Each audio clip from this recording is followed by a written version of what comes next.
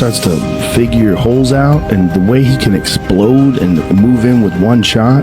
He set traps. He can use his legs to move around a little bit and wait for the right spot, the right entry point to come in with a dangerous guy. In anticipation of his rematch with Lamont Roach, Gervonta Davis keeps displaying his vicious power.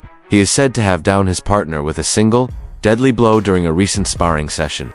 Sources close to the team claim that Davis has a history of using terrifying force to floor heavyweight opponents in sparring. He's clearly aiming for a dominant finish in the rematch, as seen by his hard training sessions. Once Tank felt one more power, you actually really think that Lamont will take Gervonta's power? I don't think anybody could take his power. You know he knocked out heavyweights? What happened?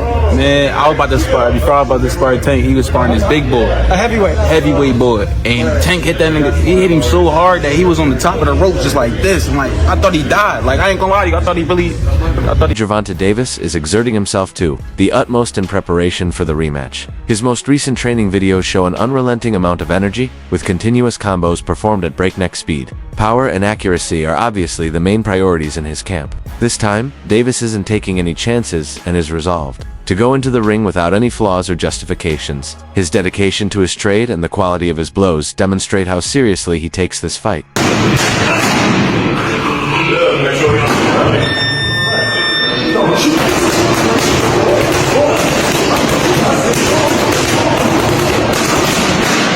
Terence Crawford recently expressed his thoughts on Davis's unadulterated strength. From a professional standpoint, Crawford pointed out that Davis's ability to knock opponents out is a combination of timing and placement. In addition to his physical prowess, his comments are in line with the perception held by the boxing community at large that Davis is a fighter who can alter the result of a bout with a single clean hit. Davis's one-punch power reputation keeps growing, affecting even elite boxers' perceptions of his threat level. I think he's one of the most interesting fighters to watch because he's so different. His style is so different. You know, he's so economical. Like, he puts pressure on guys without throwing too many punches, and then starts to figure holes out, and the way he can explode and move in with one shot, my God. Yeah, he very explosive. He be cracking them dudes. Hey, he be putting them to sleep. Just cracking people. Yeah. And he has so much confidence in his power. So, you know, he just, in his mind, he know it's a matter of time before I catch. Conversation about Davis has changed as a result of the draw against Lamont Roach. He was once thought to be almost unbeatable, but now people wonder if he's beginning to deteriorate, or if the fight revealed weaknesses in his preparation. The pressure Davis is under to change his ways is reflected in Timothy Bradley's criticism, regaining his position in the sport and demonstrating that the draw was an exception rather than a sign of change are the goals of the impending rematch. Like a real businessman now, you know. He's not all loud and crazy like he was. He's kind of calmed it and tamed it down a bit. So I respect that with Ryan, man, and I think he's gonna be a lot more focused now, and he's actually gonna go and train, and he's gonna definitely put on a show, and I think he's gonna win, man. I think he's gonna win by knockout. How long does that fight go, in your opinion? It won't go past 6. Wow, everyone's been saying that. I don't think it goes past 6. Why? What's up, fam? Why do you guys think it? Nah, there's too many holes. Too many holes in the game.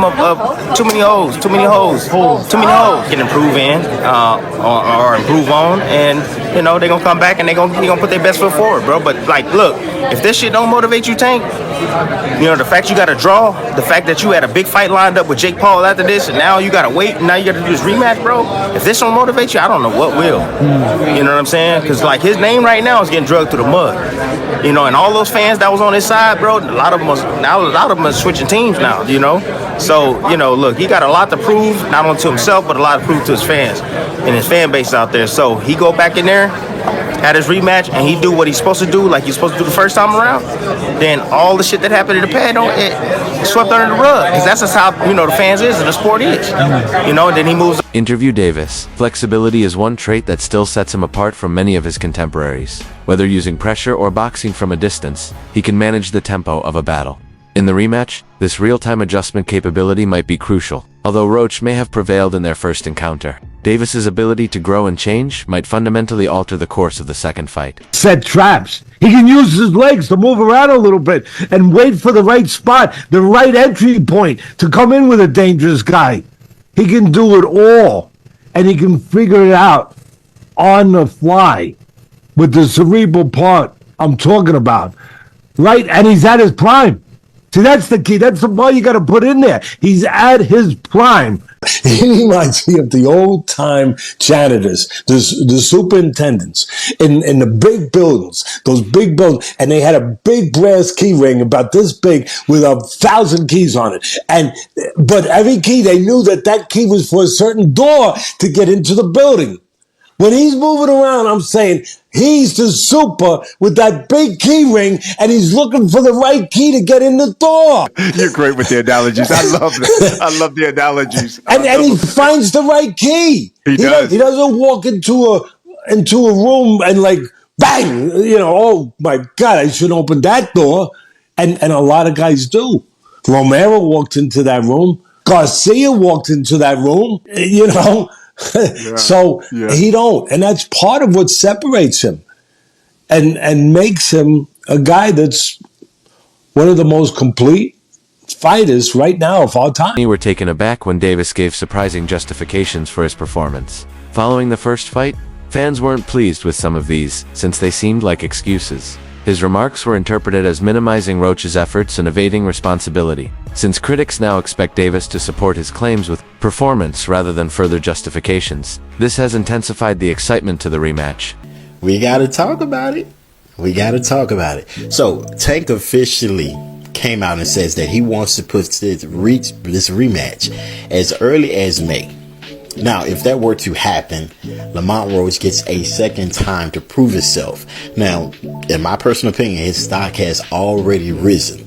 He is already notable. The fact that he went toe-to-toe with Tank on a decision that ended in a draw, whether he loses this second fight or not won't even matter.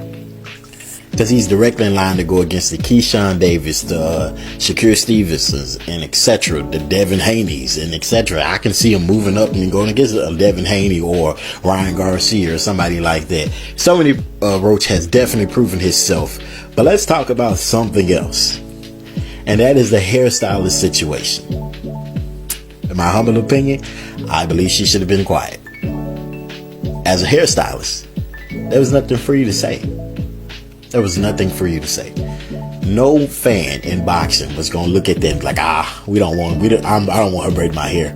No one would have said that. But she hurt herself when she came out and publicly made multiple claims, got all his receipts that no one needed, no one asked for, saying, oh, this had no grease or oil in it. No one cares. Nobody even believes it.